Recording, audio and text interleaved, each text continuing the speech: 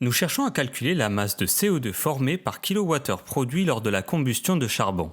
Pour nous aider, nous disposons des données qui se trouvent dans le tableau suivant. Pour comprendre, concentrons-nous sur la combustion d'1 kg de charbon. L'équation de réaction est la suivante et nous permet de comprendre que lors de la combustion du carbone, il y a production de dioxyde de carbone de formule chimique CO2. Mais pas seulement, de l'énergie est également libérée. On lit dans la partie droite du tableau que pour la combustion d'1 kg de charbon, 3400 g de CO2 sont produits. La quantité d'énergie dégagée est appelée pouvoir calorifique ou énergie massique de combustion. Le plus souvent, elle est exprimée en kWh par kg de combustible ou en mégajoules par kg de combustible. Comme on cherche la masse de CO2 fournie par kWh, nous allons utiliser la donnée surlignée dans le tableau. Pour la combustion de 1 kg de charbon, une énergie de 8,9 kWh est dégagée. Finalement, ce tableau nous apprend que lors de la combustion de 1 kg de charbon, 8,9 kWh d'énergie sont libérés et 3400 g de CO2 sont formés.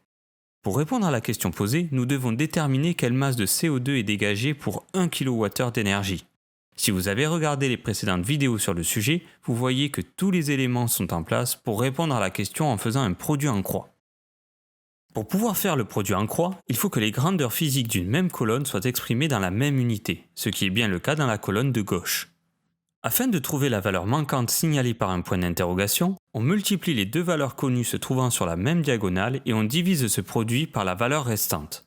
On simplifie les unités en éliminant les kilowattheures se trouvant à la fois au numérateur et au dénominateur et on vérifie que le résultat recherché est bien exprimé en grammes. En utilisant la calculatrice pour l'application numérique, on obtient 382 g de CO2 dégagés, soit 3,8 fois 10 exposant 2 grammes en écriture scientifique et avec le bon nombre de chiffres significatifs. Une autre façon de présenter les choses est d'utiliser la formule suivante. On remplace par les valeurs numériques correspondantes. On simplifie ce qu'il est possible de simplifier. Ici, nos deux valeurs numériques sont exprimées par kilogramme de charbon. On peut donc simplifier et on vérifie que le résultat est bien exprimé en grammes par kilowattheure. On fait l'application numérique et on retrouve bien le même résultat que précédemment.